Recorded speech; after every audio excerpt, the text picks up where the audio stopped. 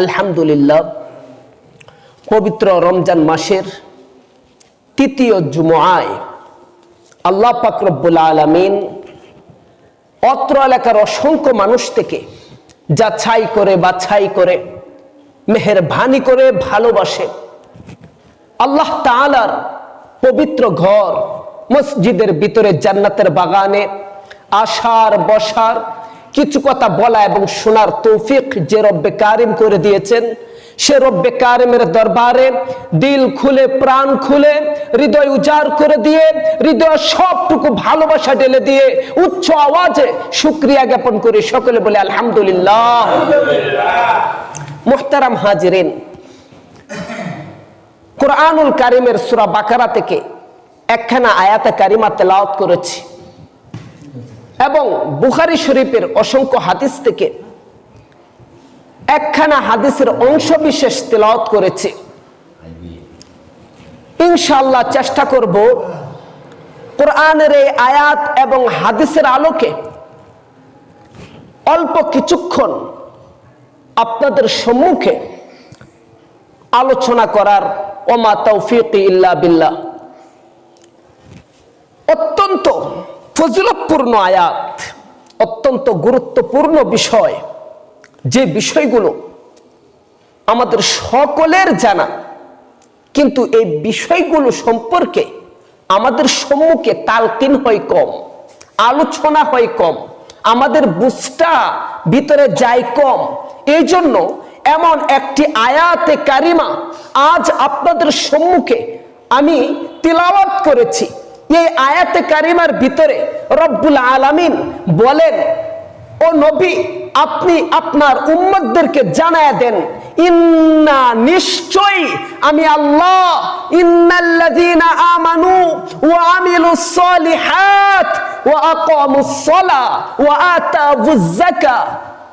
আপনি আপনার উম্মতদেরকে জানায়া দেন যে উম্মতের ভিতরে, আমার যে বান্দার ভিতরে চারটি গুণ অর্জন করতে পারবে, চারটি গুণে গুণান্বিত আমার যে বান্দা, আমার যে বান্দি নিজের ভিতরে চারটি গুণ ফিটিং করতে পারবে, লাহুম আজরুহুম ইনদা রাব্বিহিম, দুনিয়া ও আখিরাতে আমার এই বান্দার কোনো ভয় নাই, আমার এই বান্দির কোনো ভয় নাই, আমার এই বান্দার কোনো পেরেশানি নাই, আমার এই বান্দির কোনো পেরেশানি নাই। লাহুম আজরুহুম ইনদা রাব্বিহিম ওয়ালা খাউফুন আলাইহিম ওয়ালা হুম ইয়াহজানুন। দুনিয়া ও আখিরাতে আমার এ বান্দা, আমার এ বান্দির কোনো ভয় ভীতি কিছুই নেই। এবং লাহুম আজরুহুম ইনদা রাব্বিহিম, এই চার গুণওয়ালা বান্দা, চার গুণওয়ালা বান্দির জন্য আমি আল্লাহ রেখেছি মহা পুরস্কার। বলেন সুবহানাল্লাহ। তো এই চারটি গুণ সম্পর্কে আমাদের জানা বোঝা দরকার আছে না নাই? যদি থাকে তাহলে খুব গভীর মন দিয়ে শুনতে হবে। মাইকের আওয়াজ যত দূর পর্যন্ত যাচ্ছে, আমার সমস্ত অত্র এলাকার মা বোনদেরকে লক্ষ্য করে বলছি, আপনারা হাতের কাজ কাম গুছিয়ে নিজের ঘরে নীরব একটি গন্তব্যে বসে এই আলোচনাটি আপনারাও গভীর মন দিয়ে শুনুন। কারণ এই চারটি গুণে গুণান্বিত যে কোনো পুরুষ এবং মহিলা হতে পারবে। লাহুম আজরুহুম ইনদা রাব্বিহিম, আল্লাহ তাআলা ওই পুরুষ ওই মহিলাকে বিশেষ পুরস্কারে পুরস্কৃত করবেন, এমন পুরস্কার দিবেন আল্লাহ তাআলা নিজে, যে পুরস্কার আমাদের কল্পনার বাহিরে। এবং সাধারণত আল্লাহ তাআলা এক্সাম্পল এটা দিয়েছেন, লা খাউফুন আলাইহিম ওয়ালা হুম ইয়াহজানুন, যে দুনিয়া ও আখিরাতে আমার ওই বান্দা এবং ওই বান্দির কোনো টেনশন থাকবে না, কোনো ভয় থাকবে না, টেনশন মুক্ত হয়ে দুনিয়াতে চলাফেরা করবে এবং কিয়ামতের ময়দানে হাসতে হাসতে জান্নাতের ভিতরে প্রবেশ করবে। সুতরাং পুরুষদের জন্য এই চারটি গুণ সম্পর্কে জানা বুঝা, নিজের ভিতরে ফিটিং করা যতটুকু না জরুরি, একজন মা এবং বোনদের পক্ষেও এর চারটি গুণে গুণান্বিত হওয়া অত্যন্ত জরুরি।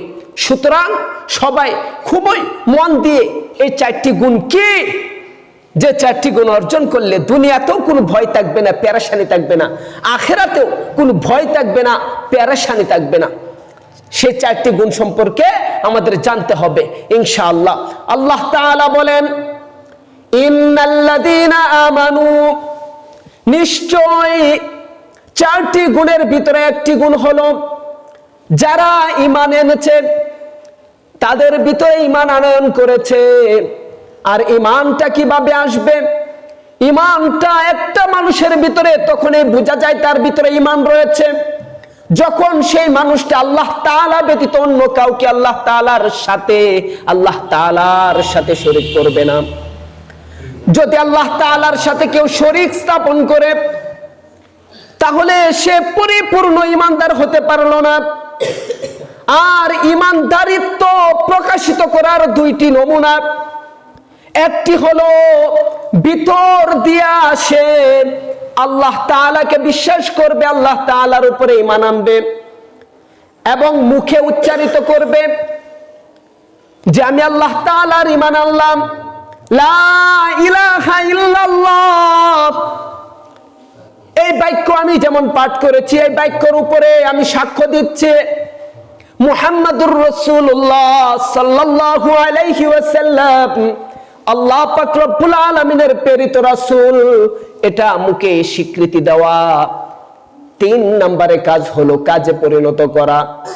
এমন মুসলমান দুনিয়াতে অনেক রয়েছে যারা ঈমান এনেছে, মুখে লা ইলাহা ইল্লাল্লাহর সাক্ষ্য দিয়েছে, কিন্তু সেই লা ইলাহা ইল্লাল্লাহর হুকুম কি? 5 ওয়াক্ত নামাজ জামাতের সাথে আদায় করা, যথার্থ পরিমাণ সম্পদের মালিক হলে হজ আদায় করা, রমজান মাসের রোজা রাখা এবং সামর্থ্য থাকলে যাকাত আদায় করা, কুরবানির মৌসুমে কুরবানি দেওয়া, কাজে পরিণত করার মতো মন মানসিকতা আমাদের থাকে না। আবু জাহেল রাসূলের চাচা ছিল, আবু তালেব রাসূলের চাচা ছিল। আবু তালেব রাসূলকে এমন ভালোবাসতেন, মুসলমান ধৈর্য ধরে শুনতে হবে। রাসূলকে যদি কেউ আঘাত করত, আবু তালেব চাবুক নিয়ে ঘর থেকে বেরিয়ে যেত। যতক্ষণ না পর্যন্ত রাসূলের আঘাতকারীকে আবু তালেব আঘাত করতে না পারত, ততক্ষণ পর্যন্ত খানা খেত না, মুখে আহার দিত না। এত ভালোবাসতো বিশ্বনবীকে এবং বিশ্বনবীকে বিশ্বাস করত। নবী, আপনাকে আমি বিশ্বাস করি, আপনি আমার ভাতিজা। আপনার আল্লাহকে বিশ্বাস করি, তিনি অবশ্যই আমাদের সৃষ্টিকর্তা। এত বিশ্বাস করতে, এত ভালোবাসতো বিশ্বনবীকে। এই আবু তালেব যখন মৃত্যু শয্যায়, এক পাশে আবু জাহেল বসা, আর এক পাশে বিশ্বনবী বসা। এই অবস্থায় আবু জাহেল বলতেছে, আমার ধর্মের উপরে অটল থেকে তুমি মৃত্যুবরণ করবা। আর আমার নবী বলেন, ও চাচা, এত ভালোবেসেছেন, দুনিয়ার জমিনে আমার সঙ্গ দিয়েছেন, আমার সফর সঙ্গী হয়েছেন, আমার দুঃখে আপনিও বেদিত হয়েছেন। আমি চাই না কিয়ামতের ময়দানে আমার চাচা জাহান্নামের আগুনে দাউ দাউ করে জ্বলুক, তাকে জাহান্নামের অগ্নিশিখা গ্রাস করুক। ওগো চাচা, একবার পরে লা ইলাহা ইল্লাল্লাহ, আপনি আমার সাথে জান্নাতে থাকবেন।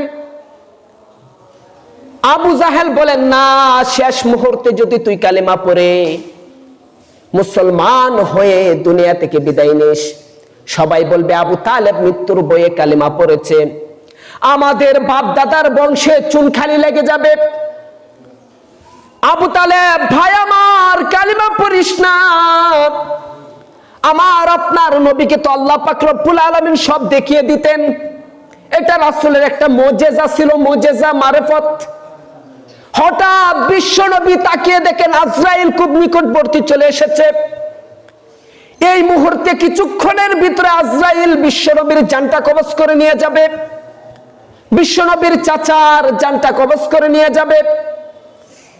এই মুহূর্তে রাসূল কালিমা পড়ার জন্য বারবার নির্দেশ দিচ্ছে, আবু জাহেল বারবার এটাকে প্রত্যাখ্যান করছে। বিশ্বনবী দেখেন আজরাইল তার পায়ের সম্মুখে চলে এসেছে। এই মুহূর্তে বিশ্বনবী খুব জোরালো ভাবে তার চাচা আবু তালেবকে বলে ফেললেন, ও চাচা, একবার পড়ুন লা ইলাহা ইল্লাল্লাহ। আমি নবী কথা দিচ্ছি, কিয়ামতের ময়দানে কোটি কোটি মানুষের সম্মুখে আপনি চাচার গলায় গামছা বেঁধে আপনাকে টেনে টেনে জান্নাতে পৌঁছা দিব। একথা বলার সাথে সাথে আল্লাহ পাক রব্বুল আলামিন জিব্রাইলকে পাঠিয়ে দিলেন, ও জিব্রাইল, যাও যাও, আমার নবীকে আমার কোরআনের আয়াত নিয়ে যাও, যায়া শোনায়া দাও। জিব্রাইল নবীর কাছে চলে আসছেন। আয়েশা বলেন, ও নবী, সালাম গ্রহণ করুন, আল্লাহ তাআলার পক্ষ থেকে আপনার উপরে ওহী গ্রহণ করুন। কি ওহী নিয়ে এসেছো জিব্রাইল ভাই? আল্লাহ পাক রব্বুল আলামিন বলেন, ইন্নাকা লা তাহদি মান আহবাবতা ওয়ালাকিন্নাল্লাহা ইয়াহদি মান ইয়াশা। ও নবী, হেদায়েত কার হাতে? আল্লাহর নবী বলেন, হেদায়েত দেওয়ার মালিকানা একমাত্র আল্লাহর, দ্বিতীয় কারো হাতে নয়। ও নবী, জান্নাতে দেওয়ার মালিক কে? আল্লাহর নবী বলেন আল্লাহ। ও নবী, জাহান্নামে পৌঁছানোর মালিক কে? আল্লাহর নবী বলেন আল্লাহ। ওগো নবী, এই আয়াতের মাধ্যমে আল্লাহ পাক রব্বুল আলামিন আপনাকে নির্দেশ করেছে, জান্নাতে দেওয়ার মালিক যদি আল্লাহ হয়, জাহান্নামে দেওয়ার মালিক যদি আল্লাহ হয়, কাউকে হেদায়েত দেওয়ার মালিক যদি আল্লাহ হয়, তাহলে আপনি শুধু খালি নসিহত করে যান। কাকে হেদায়েত দিবে, দিয়া জান্নাতে পাঠাবে, এটা একমাত্র আল্লাহ তাআলার নিজের কাজ। ও নবী, আপনার কাজ হলো আপনি নসিহত করে যাওয়া। যে মানবে জান্নাতি হবে, যে মানবে না জাহান্নামী হবে। ও নবী, আপনার কাজ হলো নসিহত করে যাওয়া। আমার আম্মা প্রথম দিছি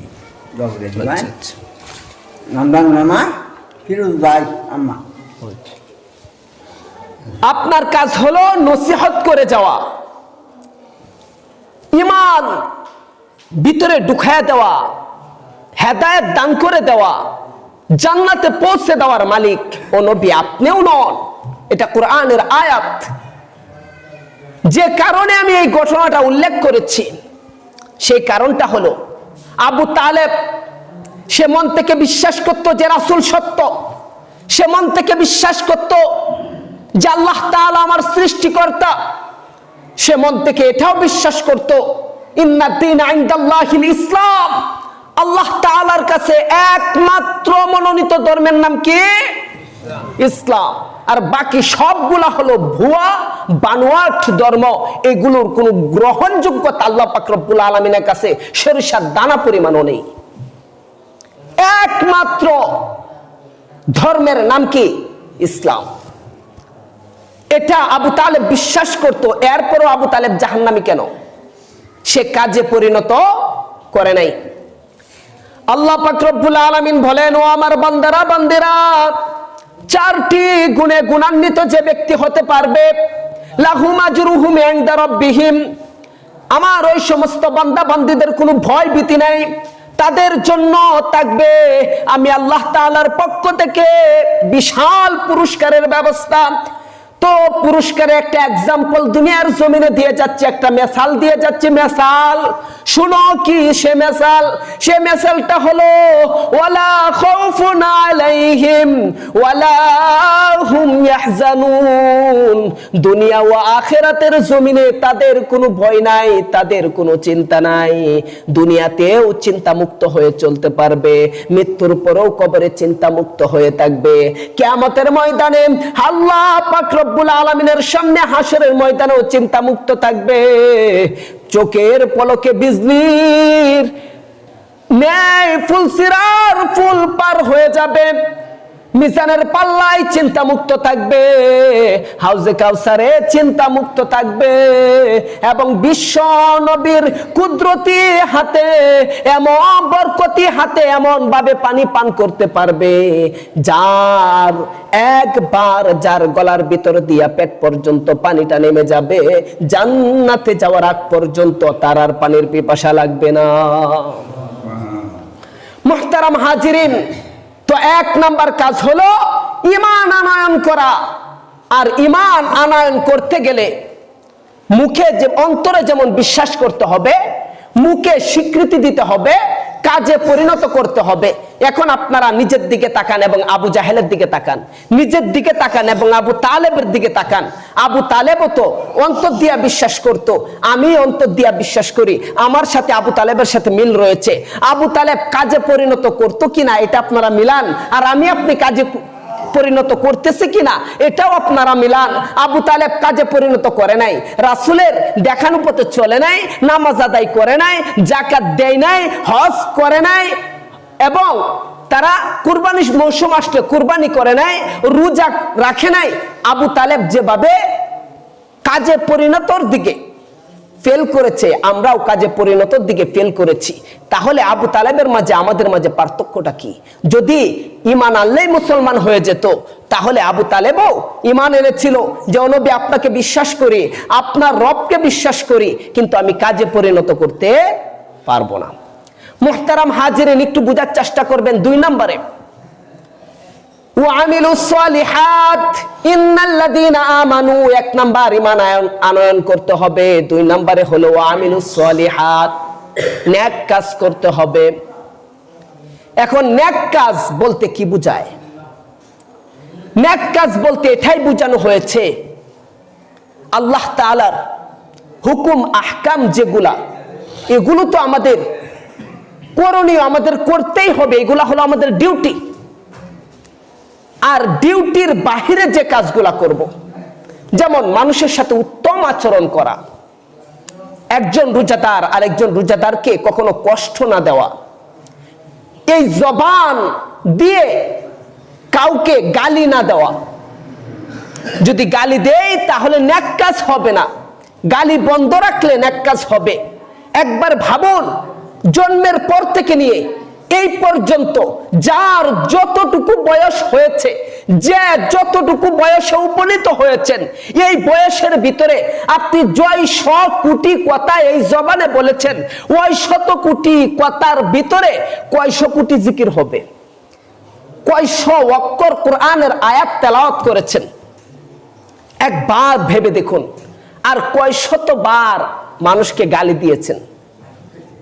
হযরত আলী রাদিয়াল্লাহু তাআলা আনহু থেকে একটা হাদিস বর্ণিত রয়েছে, কেউ যদি কারো মাকে নিয়ে গালি দেয়, কেউ যদি কারো মাকে নিয়ে গালি দেয়, যার মাকে নিয়ে গালি দিল তাকে বলছেন যে তুমি রাগান্বিত হইও না, তুমি গুসা হইও না। হাদিসের ভারসাম্য অনুযায়ী সে তোমার মাকে নিয়ে গালি দেয় না, যে গালি দিছে তোমার মাকে তার মার গায়ে সেই গালিটা লাগছে, নাউজুবিল্লাহ। যে তোমার বাবাকে নিয়ে গালি দিবে, তোমার বাবাকে গালি দেয় নাই, হাদিসে ভারসাম্য অনুযায়ী সে তার নিজের বাবাকে গালি দিল। যে তোমার বোনকে গালি দিল, তার তোমার বোনকে গালি দেয় নাই, যে যার মুখ দিয়া গালিটা বের হলো সে তার বোনকেই গালি দিল। আর কারো গালি শুনে কেউ যদি উল্টা রিঅ্যাকশন করে, তাহলে সে কি হাদিসের উপরে আমল করতে পারলো না? যদি হাদিসের উপরে আমল করে, তাহলে কেউ যদি গালি দেয় তাহলে সে হাসি মুখে চলে যাওয়ার দরকার, কারণ সে তো বেয়াকুব। সে আমাকে কেন্দ্র করে সে গালি দিছে, কিন্তু গালিটা সে আমাকে দেয় নাই, তার মাকেই দিছে। গালিটা সে আমাকে দেয় নাই, তার বাবাকে দিছে। গালিটা সে আমাকে দেয় নাই, তার বোনকে দিছে। গালিটা সে আমার পরিবারকে দেয় নাই, তার পরিবারকে দিছে। গালিটা আমার গোষ্ঠীকে দেয় নাই, আমার রক্তকে দেয় নাই, আমার বংশকে দেয় নাই, তার বংশকেই সে দিছে।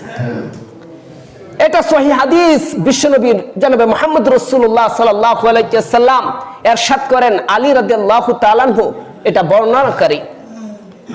মুহতারাম হাজিরিন, এই জন্য কাউকে গালি দেওয়া যাবে না।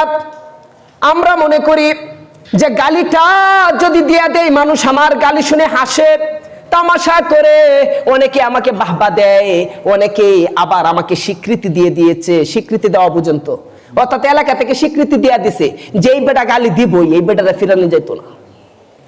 আর হেও স্বীকৃতি পায়, আয় হায় আর কারে কয় এমন ভাবে গালি দেয় যেমন মানুষটা একটা গিফট করতেছে। কি সুন্দর গালি মারে, কথাই কথাই গালি। আবার আমার মুসল্লিরা তো আলহামদুলিল্লাহ মসজিদে আয়াও গালি দেয়, আমার মুসল্লিরা মসজিদে আয়াও গালি দিতারে। এটা আমার মুসল্লির সবচেয়ে বড় গুণ, আলহামদুলিল্লাহ, শুকরিয়া। তবে বুঝতে হবে যে কাজটা আমরা হাসি তামাশা রং তামাশার জন্য করতেছি, হাসি তামাশা করাই তো নিষিদ্ধ। ফালইয়াযহাকু ক্বালিলাও ওয়ালইয়াবকু কাসীরা। ও ভাই, আগামীকাল বিকাল 4টা নয়, 1 মাস পর বিকাল 4টায় একটা মানুষের ফাঁসি হবে। কয় মাস পর? কথা বলে না। কয় মাস পর?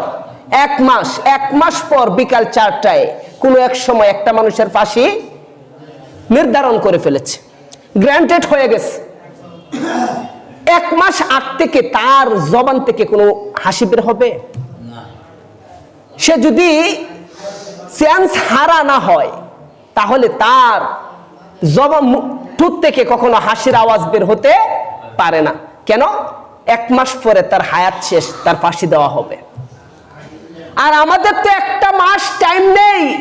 ফালইয়াযহাকু ক্বালিলা ওয়ালইয়াবকু কাসীরা। আল্লাহ তাআলা বলেন, বান্দা তুমি প্রতিনিয়ত চোখের অশ্রু প্রবাহিত করো, তুমি হাসো না। আমি আল্লাহর কাছে হাসির 4 আনা মূল্য নেই। আমি আল্লাহ তাআলার কাছে যদি কোনো কিছুর মূল্য থাকে, একমাত্র আমার বান্দা এবং আমার বান্দির চোখের পানির মূল্য রয়েছে। আর কোনো কিছুর মূল্য আমি আল্লাহ তাআলার কাছে নেই। এর জন্য বেশি বেশি কাঁদতে হবে, হাসি তামাশা করা যাবে না। হ্যাঁ, হাসিও দিতে হবে, হাসি দেওয়া সুন্নত রয়েছে। মানুষের সাথে মজা করতে হবে, মজা করারও একটা সুন্নত রয়েছে। তবে আমরা ক্রন্দন করা ভুলে গিয়ে, আল্লাহ তাআলার ইবাদত বন্দেগী ভুলে গিয়ে, ভালো কথা ভুলে গিয়ে, জীবনে একটা ভালো কথাও জানি না, শুধু গালি শিখলাম, সাবধান, ঠিকানা হবে জাহান্নাম, ঠিকানা হবে জাহান্নাম। এই ব্যাপারে বহু দলিল রয়েছে। এই সম্পর্কে আলোচনা করতে গেলে কয়েক ঘন্টার বিষয়, কয়েক ঘন্টা লাগবে। এই সম্পর্কে শুধু খালি দলিলটি পেশ করলেই কয়েক ঘন্টার প্রয়োজন। মুহতারাম হাজিরিন, আসুন আমরা 2 নাম্বার গুণ পেলাম যে নেক কাজ করতে হবে। ও আমিলুস সলিহা, সলিহা মানে নেক কাজ করা।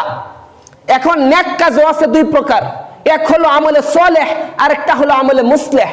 এই সম্পর্কে একদিন ইনশাল্লাহ কথা বলবো।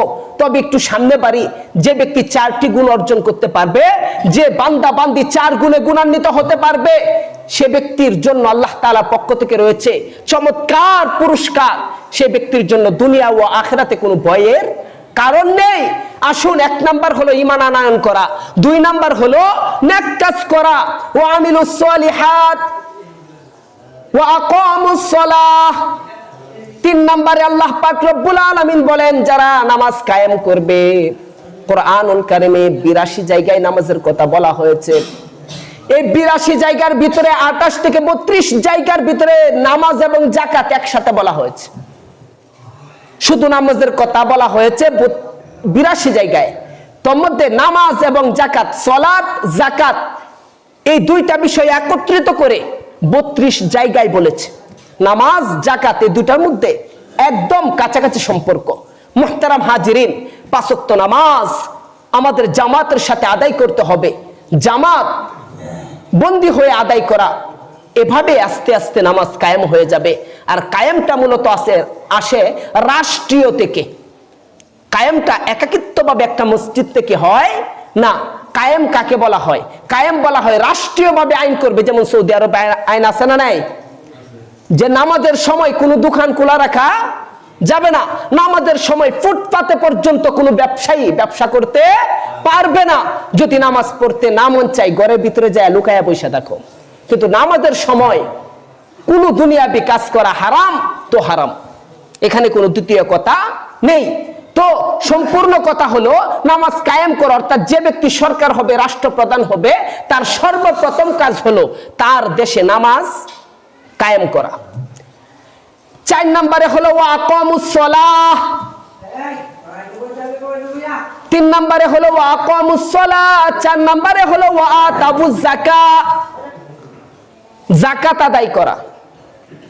যে ব্যক্তি জাকাত আদায় করবে না তার ধন সম্পদ দিন দিন ধ্বংস হবে। যদিও আমরা দেখতেছি আমার আমলে ধ্বংস হচ্ছে না, আমার জীবদ্দশায় ধ্বংস হচ্ছে না, খোদার কসম তোমার আগামী 3 পুরুষের কোন এক পুরুষ মানুষের কাছে হাত পাততে হবে।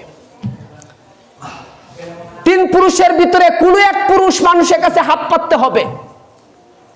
আর যে ব্যক্তি জাকাত আদায় করবে সঠিক মাপক, সেই ব্যক্তির আগামী 40 পুরুষ পর্যন্ত কারো কামলা দিতে হবে না, কারো কাছে কখনো কোনোদিন হাত পেতে ভিক্ষা করতে হবে না। মেরে মুহতারাম হাজিরিন, জাকাত আদায় করতে হবে। আর জাকাতটা আমাদের দেশে আদায় করে না বললেই চলে। আল্লাহ পাক রব্বুল আলামিনের পক্ষ থেকে জাকাত আদায়ের কথা বলা হয়েছে শতে 2.5 টাকা। শতে 2.5 টাকা, সবাই বুঝবেন। লাখে কত? 2.5,000। আর হাজারে 250, লাখে 2.5,000, কোটিতে 2.5 লক্ষ। আর জাকাতটা আমরা কেন দিব? জাকাত শব্দের অর্থটা কি? জাকাত শব্দের অর্থ হলো পবিত্র হওয়া, পবিত্র করা, বাড়ানো। আরবি কিন্তু একটা বাক্য বহু বচনে অনেক উত্তর হয়। তো জাকাত এটা অর্থ আসে অনেকগুলো, তার মধ্যে সর্বপ্রথম যে অর্থ এটা হলো বাড়া। এটা কি? বাড়া। অর্থাৎ যে ব্যক্তি জাকাত দিবে তার সম্পদ কি? বাড়বে, এটা অর্থই আসে এটা। দ্বিতীয়ত হলো বৃদ্ধি পাওয়া। তৃতীয়ত হলো সম্পদকে পবিত্র করা। যে ব্যক্তি জাকাত আদায় করবে তার সম্পদ পবিত্র হবে। যে ব্যক্তি জাকাত আদায় করবে তার সম্পদ বৃদ্ধি পাবে। যে ব্যক্তি জাকাত আদায় করবে তার সম্পদ বেড়ে যাবে। কে বলেছেন? আল্লাহ। সুতরাং এই জাকাত সম্পর্কে রাসূল যখনই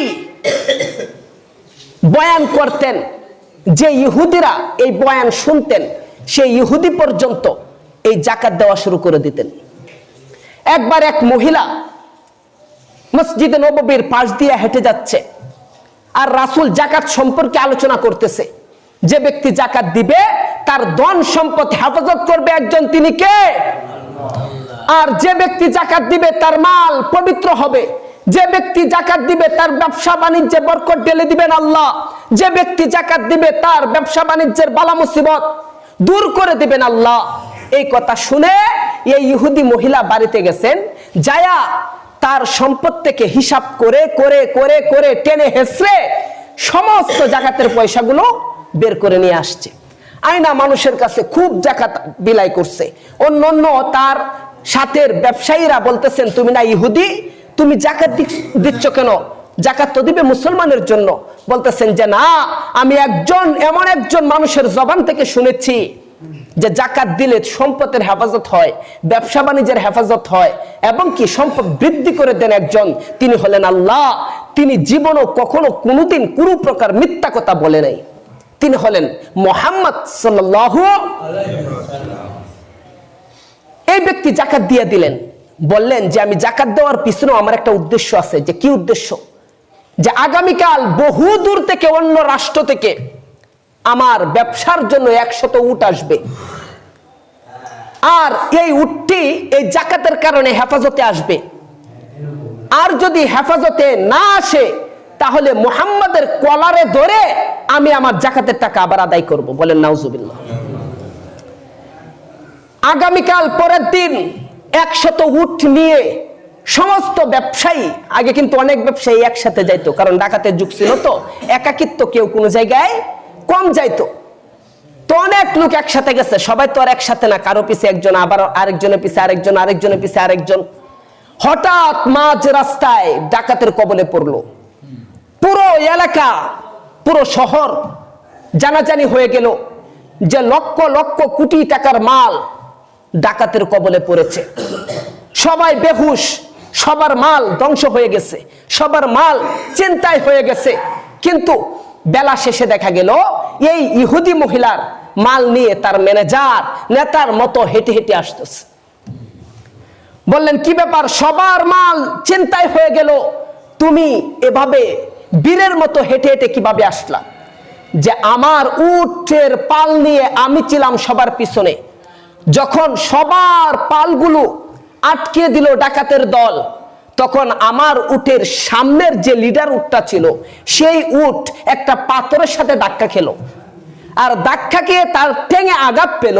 তার ঠ্যাঙে আঘাত পেয়ে সে মাটিতে সশরীরে বসে গেল। তার বসনে দেখে সমস্ত উটগুলো তার পিছনে বসে গেল। আর তার বসা দেখে আমিও বসে গেলাম।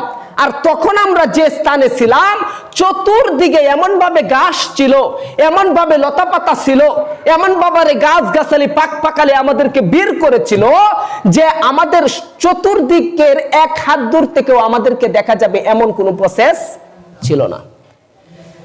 সব মালামাল নিয়ে ডাকাতরা জোরে আওয়াজে বলা শুরু করেছে, চলো চলো, আমরা সবার মাল চিন্তাই করে ফেলেছি, আর কেউ এখানে অবশিষ্ট বাকি নেই। এটা আমার কানে শুনতেছিলাম। সবাই যখন বাহবা দিয়ে আনন্দ চিত্তে উচ্চ আওয়াজে মিছিল করে করে এখান থেকে সরে গেল, আমি আমার উটগুলো নিয়ে দাঁড়িয়ে আপনার দরবার পর্যন্ত সশরীরে আমি চলে আসলাম। আর এই মহিলা রাসূলের কথা, তার যাকাত আর ব্যবসার এই অঘটনের হাত থেকে বাঁচা, এই সমস্ত সশরীরে দৃশ্য দেখে আর নিজেকে স্থির রাখতে পারলেন না। এক দৌড়ে বিশ্ব নবীর কাছে গেলেন, রাসূলে হাত ধরলেন, কালিমা পড়ে মুসলমান হয়ে গেলেন। মেরে মুহতারাম দোস্ত, এই জন্য যাকাতের বিকল্প নেই। আজকে যদি আমাদের সমাজে রাষ্ট্রীয় পক্ষ থেকে নামাজের মতো যাকাত দেওয়াটাও বাধ্যতামূলক করে দিত, যেমন দুর্নীতির মাল যার ভিতরে রয়েছে, দুর্নীতির মাল যার ঘরে রয়েছে, দুর্নীতির মাল যার ব্যাংকে রয়েছে, ইনকাম ট্যাক্সের পক্ষ থেকে কিছুদিন পর পর, যেমন ফখরুদ্দিন আমলে একবার একটা বিশাল ইনকোয়ারি করা হয়েছিল, যারা অবৈধভাবে সম্পদ কামিয়েছিল, সমস্ত অবৈধ সম্পদগুলো তাদের হালাল সম্পদ থেকে আলাদা করে রাষ্ট্রীয় দপ্তরে অধিদপ্তরে নিয়ে এসেছিল। ঠিক সেই রকম একটা ইনকাম ট্যাক্সের পক্ষকে, ইনকাম ট্যাক্সের লক্ষ্যে এমন ভাবে একটা নির্দেশ শিকা জারি করা হতো রাষ্ট্রীয় পক্ষ থেকে, যে নির্দেশিকার ভিতরে থাকতো প্রতি বছরে বাধ্যতামূলক তোমার সম্পদ থেকে হিসাব করে করে যাকাতের টাকাগুলো আলাদা করে ফেলো, আর নয়তো সরকারি লোক এসে তোমার যাকাতের টাকা হিসাব করে করে তোমার সম্পদ থেকে আলাদা করে নিয়ে যাবে। তাহলে আমার দেশে একটা লোকও রাস্তাঘাটে ঘুমাতে হতো না। আমরা যখন দূর দূরান্তে সফরে যাই, স্টেশনের ভিতরে শত শত লোককে বালিশ নেই, হাতকে বালিশ বানিয়ে স্টেশনের পাশে কিনারে তাদেরকে শুয়ে থাকতে হতো না।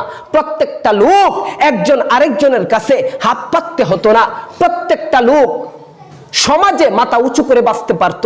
প্রত্যেকটা লোক সমাজে সম্মানের সাথে বাঁচতে পারত। প্রত্যেকটা লোক সমাজে তাদের ন্যায্য অধিকার ফিরে পেত। এই জন্য আমরা যারা রয়েছি, আমাদের কারো যাকাত সঠিক মাপক দেওয়া হচ্ছে না। অনেকে আবার যাকাত দেয় কিভাবে জানেন? অনেকে আবার যাকাত দেয়, টাকা দেয় না, কাপড় কিনা দিয়ে দেয়। এটা লাইনটা খুলেন। অনেকে আবার টাকা দেয় না, কাপড় কিনে দেয়া দেয়। আসলে যাকাতের টাকা বাধ্যতামূলক, টাকা দিতে হবে। যাকাত বাধ্যতামূলক কি দিতে হবে? টাকা। মনে রাখবেন, যাকাত বাধ্যতামূলক। সবাই বলেন কি দিবেন? টাকা দিতে হবে। কাপড় দিলে হবে না। কাপড় দিলে হবে না, বাধ্যতামূলক টাকা দিতে হবে। কারণ আপনার টাকা থেকে একটা অংশের টাকা গরিবের হক, গরিবের হাতে সরাসরি টাকা তুলে দিতে হবে। আপনি কাপড় দেন, হাজার কাপড় দেন, আফসোস নাই, কিন্তু যাকাত নাম করে যাকাতের উপরে কাপড় দিয়া যাকাত চালিয়ে দিবেন, ইসলাম এটা কখনোই সাপোর্ট করে না। আপনাকে যদি দিতে হয়, যাকাতে দিতে হবে। তার টাকা আপনি তাকে দিবেন, তার টাকা তাকে দিবেন। সে কাপড় কিনুক, সে খাক, সে মানুষকে দান করুক, এই টাকা দিয়া তার একান্ত ব্যক্তিগত বিষয়। এটার মধ্যে আপনার কোনো হস্তক্ষেপ থাকতে পারে না। 2 নাম্বার বিষয় হলো, যাকাত নিয়ে অনেক আলোচনা ছিল, আগামী সপ্তাহ কিছুটা যাকাত নিয়ে আলোচনা হবে। তো শেষ পর্যায়ে আমার যে কথা, সেই কথাটা হলো, আমাদের উপরে ফিতরা ধার্য করা হয়েছে। আপনারা সবাই শুনছেন, সেটা শুনলো ওই রকম শোনা শুনেন না, যেরকম শোনা আমাদের দরকার ছিল। ফেতরা সম্পর্কে ওই রকম শোনা শুনেন নাই যেরকম শোনা আমাদের প্রয়োজন ছিল। তো আমরা শুধু খালি এতটুকুই শুনি যে ফেতরা 110 টাকা ধরা হয়েছে, গতবার 70 টাকা না 75 টাকায় ধরছিল, এতটুকু আমরা শুনছি। তো এতটুকু যে আমরা শুনি, এতটুকু তো আমাদের সর্বনিম্ন ফেতরা।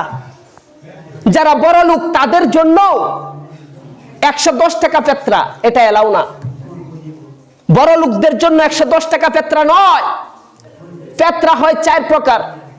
ফেতরা কয় প্রকার? 5 প্রকার। ফেতরা কয় প্রকার? 5 প্রকার। 1 নাম্বার ফেতরা হলো, 1 নাম্বার যে ফেতরা, এটা হলো যারা একান্তই গরিব। আর একান্তই গরিব বলতে চলনশীল কিছু মানুষ আছে, কিন্তু যারা গরিবও না বড় লোকও না, সবকিছু খাওয়া দাওয়া করে বছরে তাদের এরকম 75 থেকে 80 হাজার টাকা আয় আছে। 75 থেকে ধরেন না 1 লাখ, 1 লাখ টাকার ভিতরে যাদের টাকার মালিকানা রয়েছে তাদের জন্য 110 টাকা ফেতরা। তাদের জন্য 110 টাকা মাথা পিছু ফেতরা দিতে হবে। যদি ঈদের দিন সকালেও কোনো নতুন সন্তান এই ঘরে ভূমিষ্ঠ হয়, এরপরও তার মাথা পিছু ধরে হিসাব করে আপনাকে ফেতরা আদায় করতে হবে। এটা হলো গম কিংবা আটার দ্বারা, গম কিংবা আটা সমপরিমাণ। এটা কতটুকু? এটা হলো 1 কেজি 650 গ্রাম। 1 কেজি 650 গ্রাম। ভালো যে জিনিসটা, সেই জিনিসটার সমপরিমাণ আসে 110 টাকা। আর এর চেয়ে আর একটু ধনাঢ্য ব্যক্তি যারা, অর্থাৎ 1 লাখ টাকার উপরে 2 লাখ টাকার মতো যাদের কাছে আছে, মনে করেন এমন চলনশীল ব্যক্তিদের জন্য জব দ্বারা দিতে হবে ফেতরার টাকা। তো জব দ্বারা, জব কতটুকু? জব হলো 3 কেজি 300 গ্রাম। 3 কেজি 300 গ্রাম এটা দিতে হবে। 3 কেজি 300 গ্রামের দাম আসে এই বর্তমান বাজারে 530 টাকা না কত জানি, আমি দেখছিলাম, বুঝলে লাইছি। আচ্ছা, 500 টাকার উপরে। এখন আসুন, যদি আপনি 3 নম্বরে যে ফেতরাটা আপনি দিবেন সেটা হলো কিসমিস দ্বারা।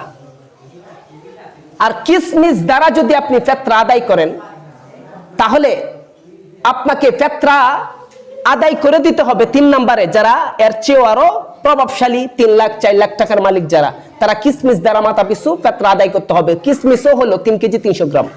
3 কেজি 300 গ্রাম। 3 কেজি 300 গ্রাম কিসমিসের দাম আসে। কিসমিস কিন্তু কম দামেরও আছে, আবার অনেক বেশি দামেরও আছে। স্বাভাবিক যে দামটা, মধ্যপন্থায় যে দামটা, এই দাম অনুযায়ী কিসমিসের 3 কেজি 300 গ্রাম কিসমিসের দাম আসে 1910 টাকা।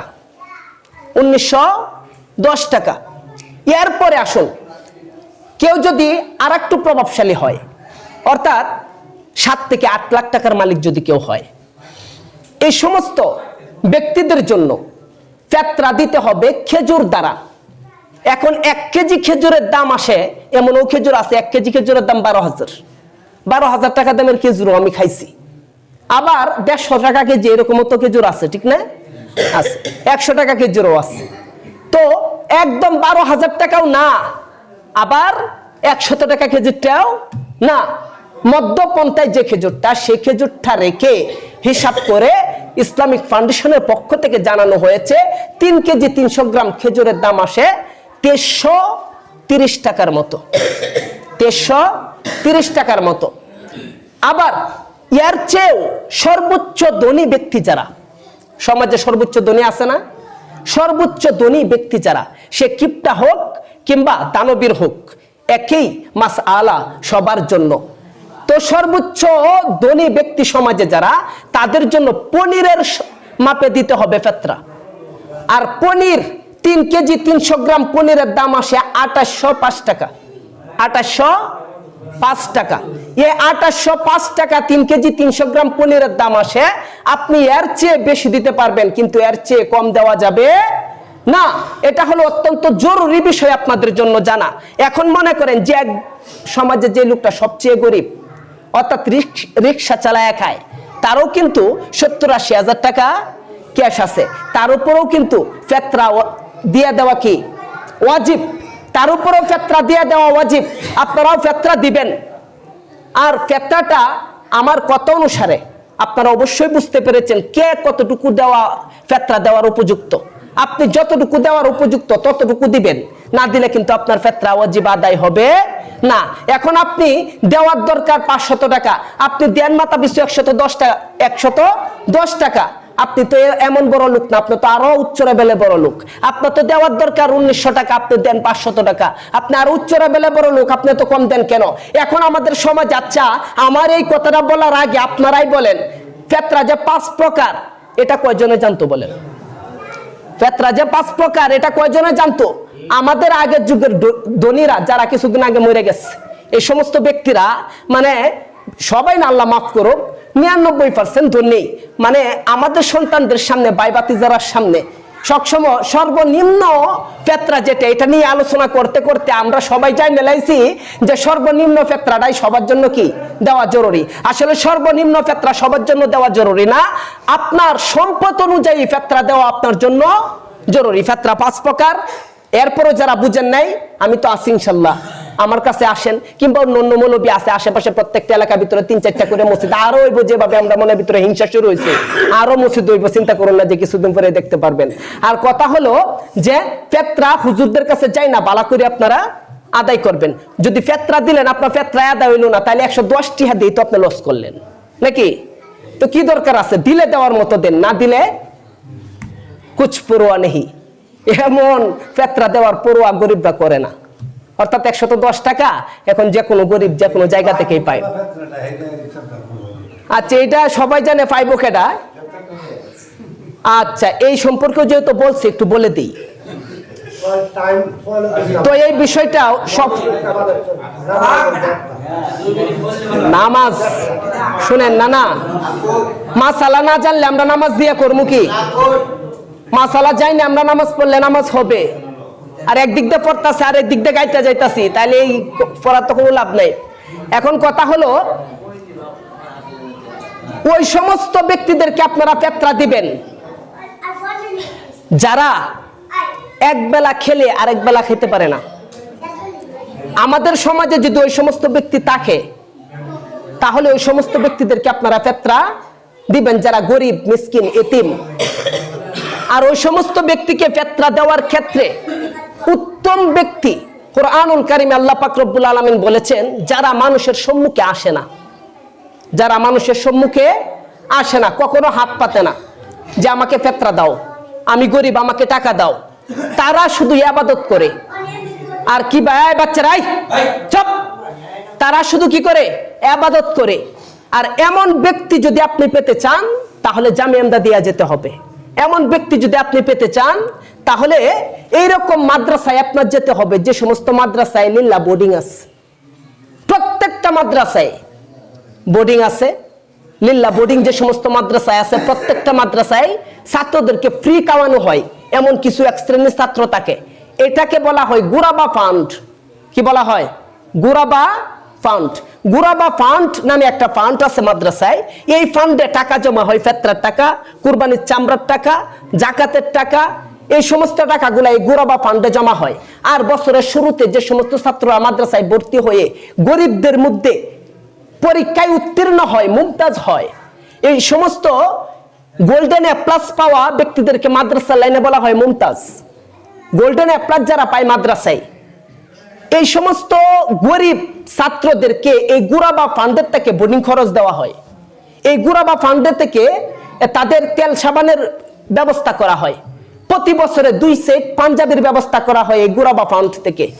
আর যারা নামাজ পড়ে না, রোজা রাখে না, আল্লাহর হুকুম পালন করে না, ওই সমস্ত ব্যক্তিদেরকে যখন দিলেন, যতক্ষণ খাইলো ততক্ষণ সব পাইলেন। যখন দিলেন, যতক্ষণ খাইলো ততক্ষণ কি পাইলেন? সব পাইলেন। আর যদি মাদ্রাসায় দেন, আপনার এই টাকাকে, আপনার এই টাকা গ্রহণ করে একটা ছাত্র যদি একটা হরফও পড়ে, যেমন মনে করেন আমি হাফেজ হওয়ার পরে 2013 সাল থেকে 20 সাল পর্যন্ত হেফজখানায় খেদমত করছি।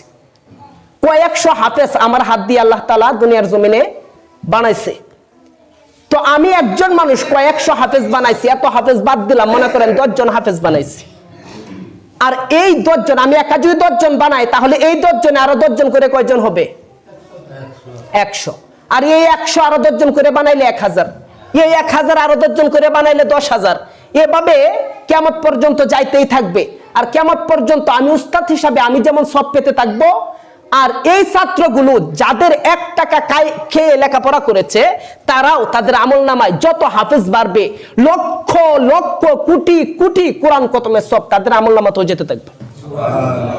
তাহলে মাদ্রাসা ইলিল্লাহ বোর্ডিং এ দান করলে সব দুইটা, একটা হলো আপনার যে দানটা করলেন দানের সব, আর একটা হলো তারা যে দান গ্রহণ করা তারা লেখাপড়া করলো, ভবিষ্যতে ছাত্রদেরকে কোরআনুল কারীম শিক্ষা দিল, এই অনুপাতে সদকায়ে জারিয়ার সব কিয়ামত পর্যন্তই আপনার আমলনামায় যেতে থাকবে। এই জন্য আপনারা দেন, আমি না করতেছি না যে এলাকায় দেন, এলাকা তো গরিব যারা আছে তাদেরকে দেন। তবে যে সমস্ত মাদ্রাসায় বোর্ডিং আছে এই সমস্ত বোর্ডিং এ যায় মাদ্রাসার প্রধান শিক্ষকের সাথে যোগাযোগ করে বোর্ডিং এর গুরাবা ফান্ডে আপনার এই ফেতরার টাকা থেকে, আপনার এই যাকাতের টাকা থেকে একটা অংশ গুরাবা ফান্ডে রাখেন, সবকিছু দিয়েন না, একটা অংশ। যদি আপনি 1000 টাকা দেন 1000 ভিতরে 100 টাকা গুরাবা ফান্ডে রাখেন। যদি আপনি 1 লক্ষ টাকা দেন 1 লক্ষ টাকার ভিতরে 1000 টাকা গুরাবা ফান্ডে মাদ্রাসায় লিল্লাহ বোর্ডিং এ দেন, দেখবেন সদকায়ে জারিয়া হিসাবে কবরে যাওয়ার সাথে সাথে কবরটা এমন ফুলে সজ্জিত সাজানো থাকবে যেটা আপনি কখনো কোনোদিন কল্পনাও করতে পারেন না। আল্লাহ পাক রব্বুল আলামিন সঠিক জায়গায় সঠিক খাতে আমাদের যাকাত ফিতরা আদায় করার তৌফিক দান করুক, সকলে বলে আমিন। অতিরিক্ত সময় নষ্ট করার জন্য আমি আন্তরিকভাবে এলাকার সন্তান হিসাবে, আপনাদের নাতি, আপনাদের বাতিজা, আপনাদের ভাই হিসাবে আন্তরিকভাবে সবার কাছে ক্ষমা চেয়ে নিচ্ছি।